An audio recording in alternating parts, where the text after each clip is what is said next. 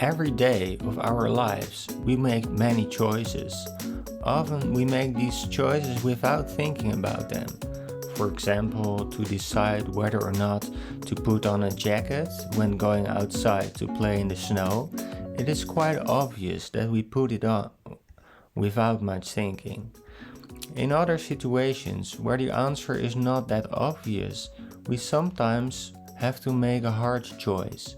In this video, I will give you a mind hack that will help you making decisions that are more aligned with what you really want. Let's focus on situations in which there are two options. If you have to make a choice and you are not sure which option you want to choose, of course it is helpful to make a clear list of pros and cons for each option. Usually making such a list does not help a lot in making the choice. Then you can make a choice by using your gut feeling that tells you which option you prefer. However, sometimes even your intuition or gut feeling does not help making the choice, and there are still two options open. What dessert would I like to have? Ice cream or cake? Do I want to stay at home or go out?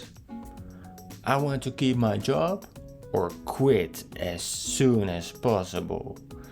In all those cases, you might be a bit confused even after making pros and cons list and listening to your intuition. I have an extremely simple mind trick to find out what option you really prefer. This has to do with the order in which you ask the question to yourself. My proposition is that we tend to mention the option that we want as the first option. For example, do I want ice cream or cake? Here you prefer ice cream because it's the first option.